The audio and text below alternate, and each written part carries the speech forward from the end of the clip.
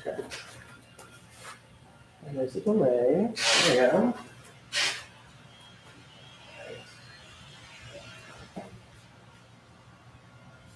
Just is.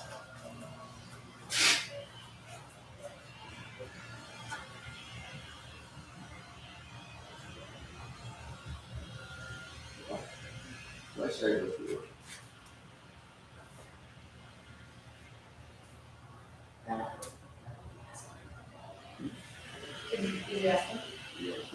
Do I share with you? No, share it with presentation. So we're using the same one we used in Mr. James's room. Look for presentation at MaviPrep.org and you'll see. Okay. And then you can pull it right up on here. You see the share for that? Yeah, I got it. Yeah. Like I said, it should be up here either by default or at least it's shared with me. For some reason, it's not showing all the other ones shared with me.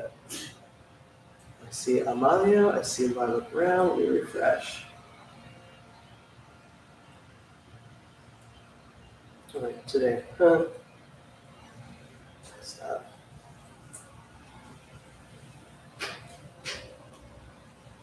Is yours creating a nonprofit organization? Yeah. Ah, who's first though, by the way? I guess it is Lila? It's Violet, yeah. Yeah.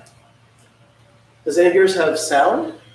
It's set up so sound will work, but yours doesn't have sound, I would think. Most don't. Yours doesn't have sound. All right. There's Lila Legend, then who's the third today? Bishop, yeah. Who's going last?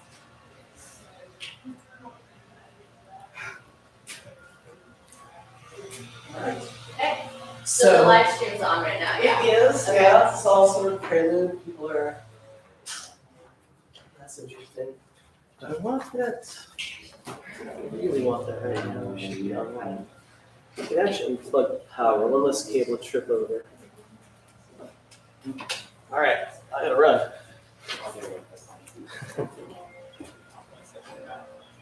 There's a special share if anyone wants.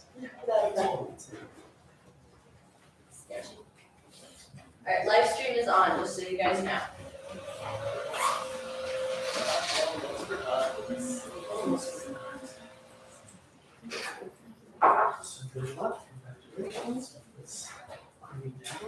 Oh, you're gonna watch?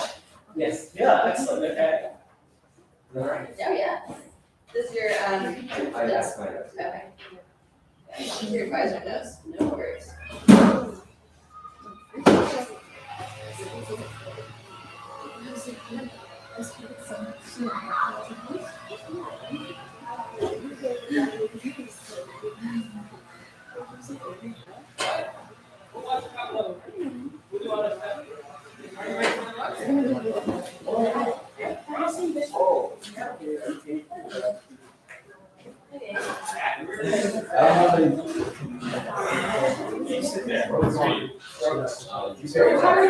Sit down.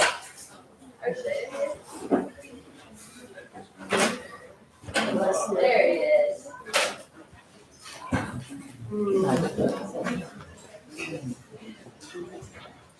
Don't sit back. Yeah. I don't know, just sitting there. We're already activating. There he is. No, that was, we're ready to go. Oh, well, yes. Okay. I'm not gonna go for that water bottle.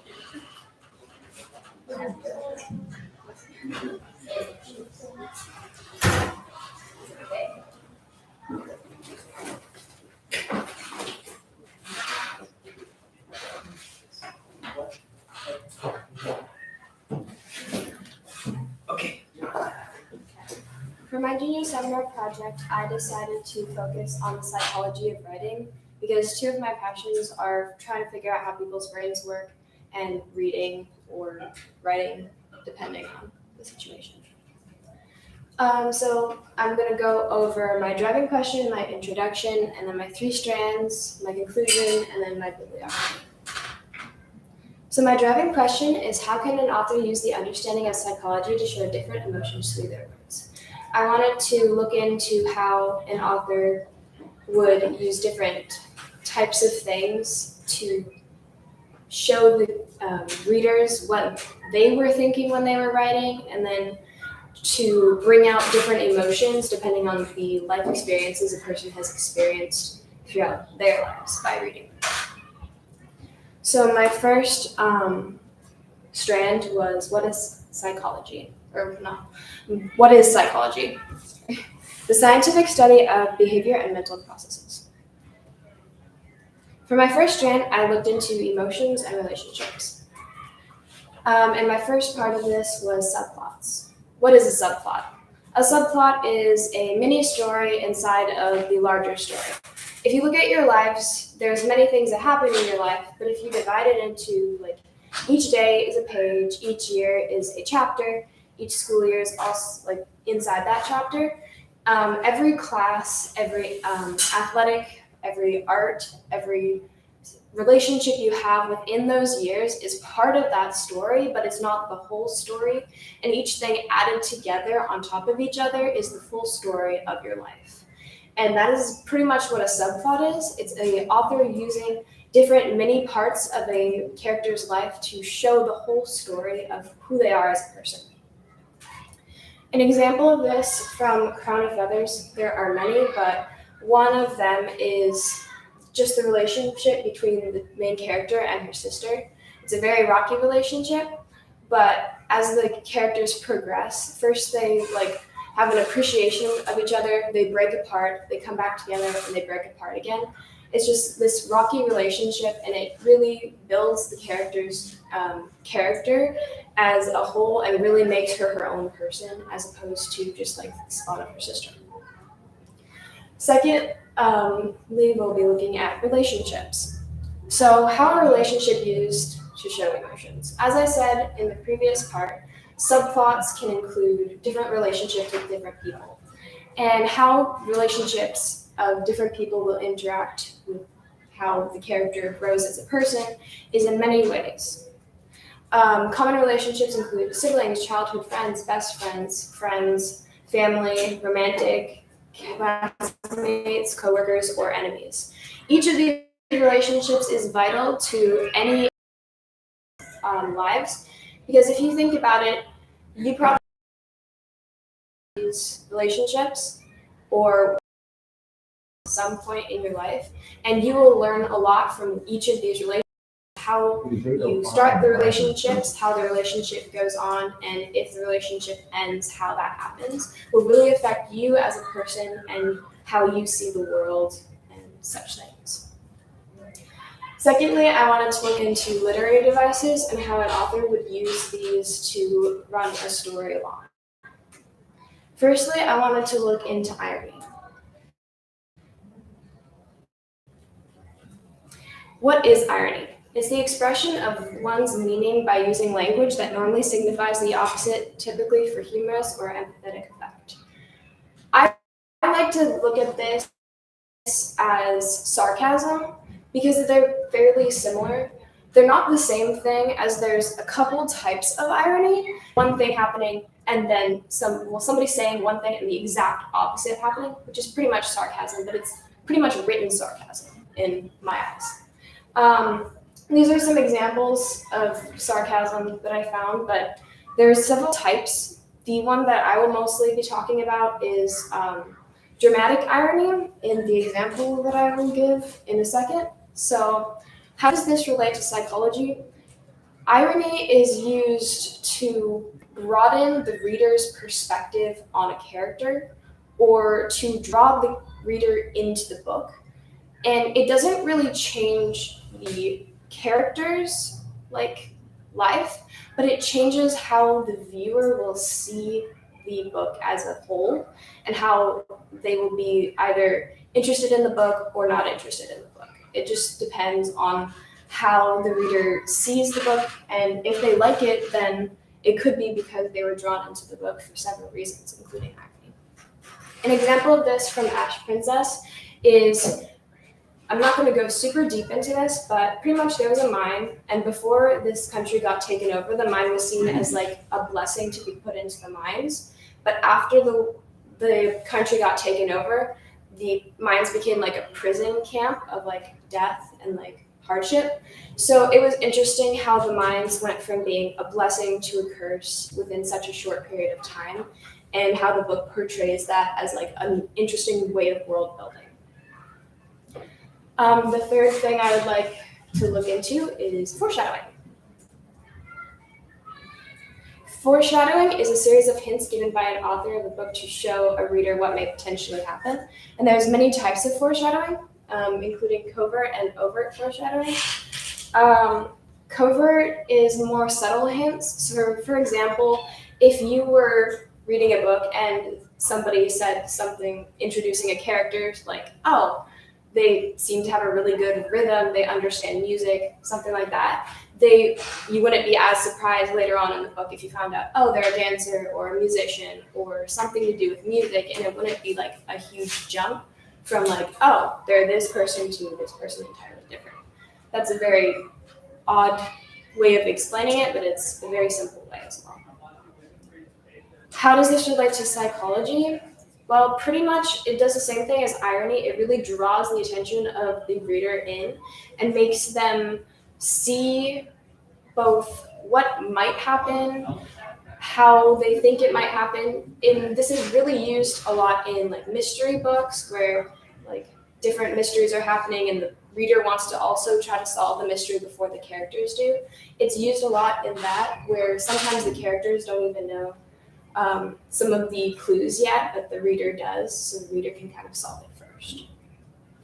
An example of this from Crown of Feathers was when at the end of each chapter, the author would add a little snippet of information for world building or just add to the storyline. And in one part of it, it showed the entire heritage, the family tree of the main character. And you find out who she is as a person. She doesn't know, but you know that she's going to find out some point in the book. And that really draws like an interesting aspect into it where you want to continue reading to find out how she finds out. So for my third strand, I decided to look into character design and how a character is shown and developed throughout the stories. What is character design? It's pretty much just building up the character, every aspect of their lives from their birth to their death in most cases. Sometimes it just like starts off, depending on the type of character, if it's like the main character or not, it really just depends. So I'm going to be analyzing a character from Ash Princess. She's the main character. So she was born in Austria. It was a kingdom ruled by her mother, who was a queen in it was a tradition that queens do not marry, so she didn't know who her father was. It was just like this, because they didn't want the person who married into the kingdom to take over the kingdom or influence the royalty in any way. Name and meaning of her name, Theodosia, means gift of God, and in the storyline, they have like a pantheon of gods, but the gods like give blessings to different individuals who then become like the guards of the palace. And it's this interesting thing where it's like the gift of the gods into the palace surrounded by gods gifted. Her family life is really messed up. She had a really good relationship with both parents without knowing her second parent as a child, until the age of 6, where her mother was killed, and then she was just kind of put off on her own. She never really for sure knew who her father was, but she suspected who it was and later ended up having to kill him, because if she didn't, he would be killed in a much worse way and she would get beaten for not following orders. Her relationship with them was rocky for many reasons, but overall, they had a good relationship while they were alive together. It was just after the downfall of the kingdom, everything just broke. Her favorite things are friends, which she gains throughout the book, and she loves traveling to new places, but she loves her kingdom the most. She is very much an introvert at the beginning of the book due to many life experiences that she has, such as, well, she's backstabbed by many people throughout her life because she's constantly being spied on by the new ruler of the kingdom. So it's very difficult for her to kind of go off on her own, make friends, or even just talk to anyone without having trust issues. Her role in her family, well, she doesn't really have one, but when she was a child, she was like a child, and when her parents died, she was now like the heir to the throne who was put down to a status of nothing. Her views on life are very interesting because she's had a very rough one, and she knows that everybody in her kingdom has also had a really rough life. So pretty much her views on life are just try to make her life into the best life that she can and make her people's life the best that they can. She gains a couple of friends along the way that she knows she can trust and slowly begins to have less trust issues as it goes on. She doesn't really have a lot of schooling as her mother was killed when she was 6, but she had a friend in the palace who kind of taught her a lot of stuff. So then there's the introduction of the character. This character was the main character. She was introduced at the beginning of the book. The first paragraph was explaining how her mother was killed. So it was a very right into the middle of all of the stuff that was going on. And she was the main character, so all of these questions are kind of insignificant because it's the main character, so they're a really important role. Next is character development. There's a few types of character development. There's direct characterization, and there's indirect characterization, which are pretty much complete opposites of each other. Direct is just where the author explains the character traits, and indirect is where the author doesn't explain the character traits. How do authors use these? Well, pretty much they just either explain the characters or they don't explain the characters, and then over time they don't explain the characters, you grow to understand who they are as people. So some things that you have to look into when you're seeing how the characters develop throughout the books are what trials the characters go through, and some aspects of this are who they come across on their journey, what they are taught, what inner turmoil do they face, what is their attitude in confrontation, and what is noticeably different about them in the end. Each story is different, but they all kind of have that same motion where it starts off and they go on the adventure, then they end the adventure, and then they're good. So it's all similar, however, it's what they learn on the way and what lessons that the reader is supposed to learn from the story of each individual book. Here's my sources. Thanks, Hannah.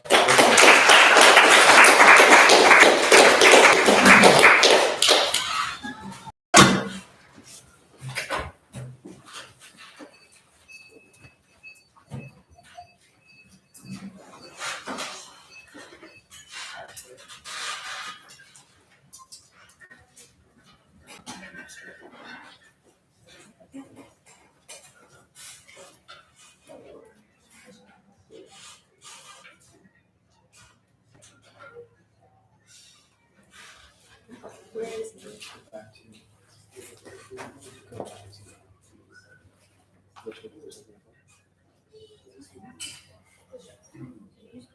Yeah, but okay, yeah, that's right. Because it'd be a link.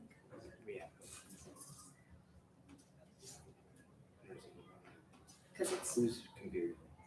I don't know, it's the, This is just the ones for Yeah. presentations. Yeah. so since mine's not on a slide, it's like a link, so it just makes it email Martin, just like share the drive. Who's? Whoever is the presenter. Yeah.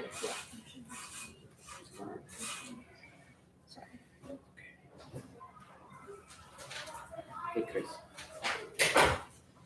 Okay. Just listening in. All right. Hey, Chris, just hang on. Just let us get going.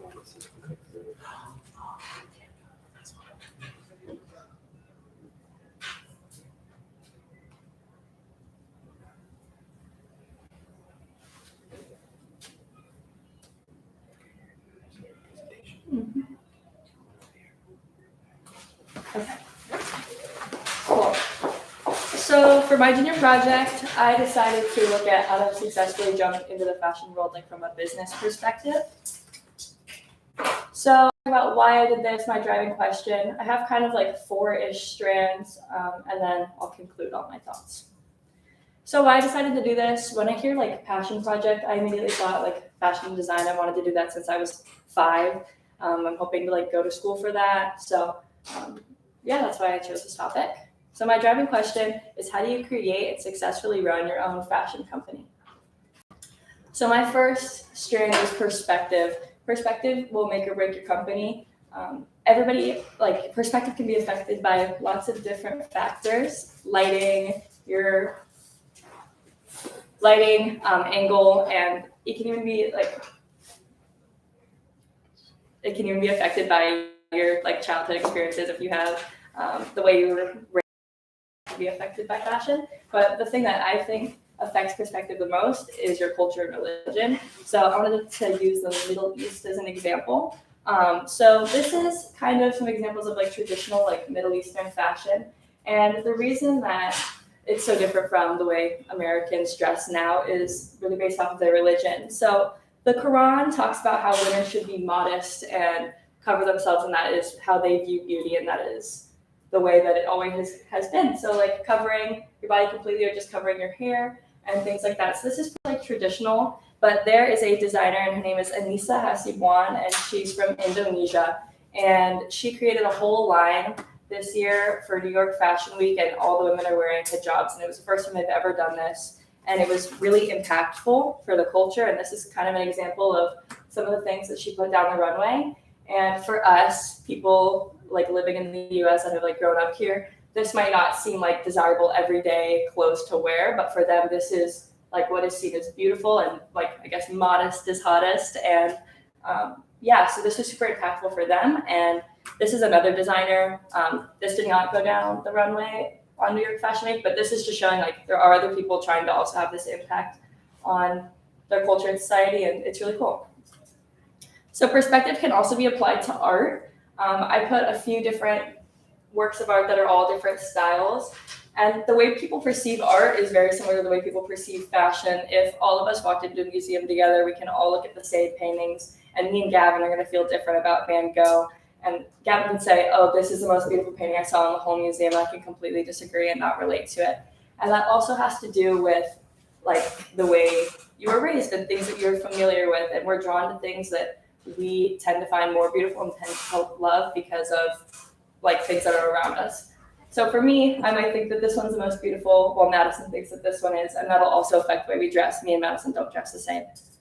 So aesthetics, this all ties into aesthetics. When you're creating your own brand, you want to make sure you have a designated aesthetic, because you don't want to have your own company and you're not really sure what you're going for. So you have like 5 different styles. It's going to be really hard to find your like clientele that way. You want to narrow it down. So aesthetics can they're not just the way the clothes are, they're like driven from other things. So if you're not sure necessarily what style you like, you can look into the background of the style. So for this is streetwear, and this is inspired by 1970s, 1980s hip hop in New York, and that's really how this style came to be. I would like to say I resonate with this more, and I think that I'm super into 1970s hip hop, 1980s hip hop, so it will give you more inspiration. If I'm picking this as the aesthetic for my company and I can't personally relate to it, or I'm not a fan of its origin, it's going to be hard for me to keep putting out new products that I like and have more creative ideas if I kind of hit a dead end after things that have already been created. So this is a style that not that many people talk about. It's called light and dark academia, and it's kind of based off of dressing to be intellectual and academic looking, and it's based off of architecture. Lots of old churches and chapels, and that's where this style came from. If you can kind of see how those go hand in hand. So you can pick your aesthetic based off places that you love. If I love the beach vibe, I'm gonna go for something more boho. I want to sell that. I'm inspired by that. That's what keeps my creative stuff going. So then there's goth, and everybody's pretty familiar with this. There's a lot of subgenres in this, but it comes from 70s punk music and that whole culture that comes with that. And so if that's something you're into, then this is something that you want to design. It's going to keep you motivated to make more stuff. And that's the main thing you want to look at when you're trying to pick an aesthetic for your brand, because you can all of these and have a lot of ideas, but if you walk into a store and they have all these things, it's going to be hard for you to say this is a trustworthy, reliable store that I know I can walk into and find something I like, because it doesn't really cater to one aesthetic specifically. You want to go somewhere where you know you can find stuff that you're gonna wear. Okay, so how color affects your brand. So I have a few examples of this that particularly like girls like pink and Victoria's Secret. Everybody knows like right off the bat, okay, pink is like their brand color. I'm gonna explain why that is and why that has made them so successful. Okay, so my example of why color is so important is McDonald's. If I'm on a 12-hour long road trip and I'm driving down the highway, there's nothing for miles, and I see the golden arches of McDonald's and I'm starving, this is really what draws people in. The color is completely chosen on purpose, and it should be the same for your brand. You want to be very specific when picking the color that you want people to resonate your company with and your brand with, because that is what the emotion you want to portray. If I am selling golf clothes, my brand's probably not going to be centered around yellow, orange, and hot pink. I want to go towards more grays, blacks, reds, because that's what that clientele looks for, and that's what you want to do. So let's talk about what each one of these colors kind of represents and how that will decide what your aesthetic is. So yellow is bright, happiness. It's supposed to be youthful. And so this is like, you know, it's the golden arches. They're happy. It's a motivating color. It seems like a joyful place. Like that's why they chose yellow. Orange is joy, creativity, confidence, and enthusiasm. Green is calming, peaceful. It can often be associated with growth. If I'm going for more of like an indie vibe, this is a good color to choose. Obviously different shades, but it's just very, it's like calming, very like earthy tone. Blue is peaceful, and it's supposed to like physically relax you. So then pink, pink is a color that is typically more attractive to women, and it attracts women in more. The company Pink, they sell bras and underwear, and they chose pink as their thing, and that is what draws people in. It's perfect. They're successful. The way that they design the whole interior of their store is perfect. The color matches what they're selling, and it brings people in. They've been successful, and every single time you see like, oh, pink, I know exactly what they have. It is perfect for their company. And it's the same thing with black. Hot Topic, their logo is literally just Hot Topic in black writing. And they sell more goth, punk, stuff like that. And it's perfect for their brand because that's clients know, okay, yeah, I know if I go into Hot Topic, I'm going to find something that I love. I trust the brand. They've been putting out similar stuff for the past 20 years. I know I can go in there and find something that I'm going to love because I have before and I will again. And then white is just more elegant, formal. A bridal store might use white as their logo or as their advertising color. So people know it's like purity, and it's, yeah, so you want to pick a color that's going to go with your aesthetic, and it's also going to like draw in your clientele that you're looking for. Okay, so consistency. Consistency is super important, and probably I would argue the most important thing you can do with your company. So let's talk about like the two most money-making brands in the entire world. So we have Nike and Louis Vuitton. And Nike makes $36 billion a year, and Louis Vuitton makes 32.3. And it's crazy, but I'll explain to you why they can do that and why they've been so relevant for so long. So in 1979, Nike dropped these shoes. In 2022, Nike dropped these shoes. Obviously, they're very similar, but they have just modified them to fit what the trend is today while keeping it on brand. If they are selling slippers in 1979 and now they switched to Jordans, the customer that bought those shoes so long ago coming back in to find a new pair of shoes are probably not going to find something that they like. They're keeping it consistent. Their stuff is very similar. They're just putting a modern twist on it so that new and old customers will like the product. And it's the same thing with Louis Vuitton. Obviously, this is the first thing they came out with. This was luggage from 1858. This is super irrelevant now and not obviously going to be something that we're going to see every day, but they found a way to make it the same aesthetic as they had then, but revamp it, make it so that everybody can use it everyday use, and it's great, and they're making tons of money from it. So my conclusion is, in order to create a successful fashion company, you need to find your target clientele, and that means picking an aesthetic and sticking to it, stay consistent with the products that you put out, and just making sure all your colors and everything go with the vibe you want to give off. And yeah, I hope to next year take this further and create my own runway line, take over Shelby's project, and show you guys how I did that and how it'll be successful for me. And that's all. Thank you.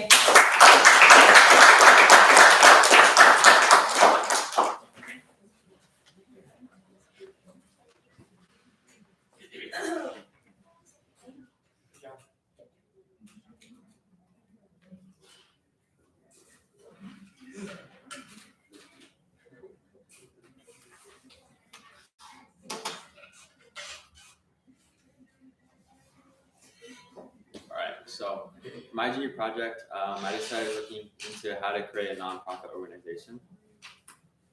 So table of contents. So first I have my driving question, and then I'm going to go into my 3 strands, which is my mission statement, board of directors, fundraising plan, and then I'll be talking about my internship, and then I'll end in my conclusion. So driving question. So what steps are needed to create a high impact and sustainable nonprofit organization? So this led me to my first strand, which is my mission statement, having a clear mission statement. And yeah, so mission statement defines the purpose and the values of your organization. So when creating your mission statement, you want to think of these 4 things. So identifying your audience. So like, who are your customers, your stakeholders, what are their needs and expectations, and how do you want them to look at your organization? And then you want to be specific. So you want to describe what your organization actually does and how it achieves its impact on the world. And you should always avoid vague and unclear statements that can make it really confusing for possible volunteers. And then you also want to clarify your vision. So what is your long-term aspiration for your organization, and what impact do you think it's going to have in the world? And how do you measure that success for the future? And then you also want to test and make revisions to your mission statement. So get feedback from your team members, your partners, and volunteers that come along the way, and check if your mission statement is clear and inspiring and memorable. And then you should also looking into updating and ensuring that it's relevant and accurate to your goals and what you want to accomplish for your organization, and revise it to make it your mission statement. And then for my second strand, I found that having a very strong board of directors is very important. So what do? They're responsible for overseeing the strategic direction of the organization goes. So when picking the board of directors, you want to be able to trust them, and you also want to make sure that they have relevant skills and experience that can contribute to your organization, and having diverse backgrounds and perspectives that can enrich your organization and expand their knowledge on culture and the decision-making process. And it's also really good if they have a network of contacts and resources that can help expand and share. And yeah. And then for my third strand, I found that fundraising was also very important, because that's what starts your whole organization. Your fundraising relies on the sources and funding to support the activities and achieve the goals that you want to accomplish. So one way is cash donations. It's one of the easiest ways to acquire funds through the donations of individuals or organizations giving cash. And then another way is having a fundraising campaign. So some organizations organize events or activities that aim to raise awareness and ask for donations from supporters. These can include galas, auctions, walks, runs, concerts, or any other different activity you could think of. And then having a good fundraising plan is very important also. It's a document that outlines how your organization will raise the money it needs to achieve its missions and goals. It should be updated often to reflect the changing needs and goals you want for your organization. So you also want to build relationships with donors and the partners who share the same vision, and always thank and acknowledge what they've done for you. This will build a really good connection between you and the donors, and inspire the volunteers and staff to work towards your common goal. And then for my internship, I was able to go and experience what a good, successful nonprofit organization looked like. So my mentor here was Nicola Lindsay. He's the owner of the My Cultural Lands organization. So what he did was he gave me an idea of how he runs this organization and what they do. So first he would have people sign up in advance on his website to volunteer. And then he'll take these groups of volunteers to one of his facility locations.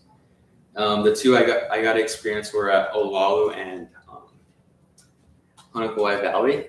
And so what you would do is you first give an introduction of what they're doing, and then you give his mission. So their mission statement is to stabilize, protect, and restore Hawaiian cultural resources.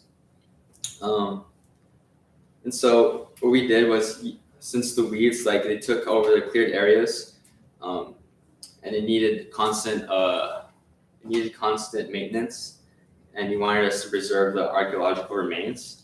So what we did was some days we would grab the tools and work on clearing those areas, and then other days we would plan to harvest along with that, he would educate us on the different native plants and the invasive species. So we were learning so much and helping benefit the community. And this is kind of what it looked like, the area. And you see me, I was planting a plant, and then that was a group of volunteers I got to work with and got to experience with them. After my time with Nicola was over, I could say that I noticed he was able to fundraise his organization very well, and he also had a very clear mission statement, and he was clear of what he wanted to accomplish, and I felt like he left a big impact on this group, and also I felt like he had left a big impact. And then for my conclusion, something I want to do further with this project is what steps are needed to create a high impact and sustainable nonprofit organization.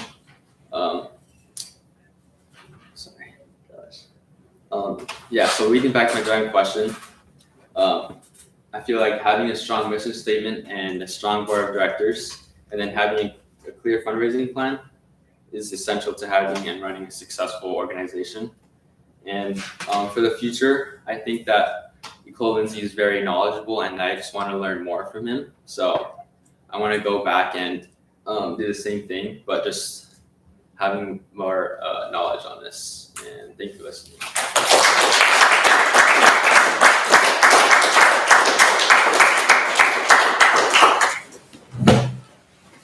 That's it, right? Everybody's gone?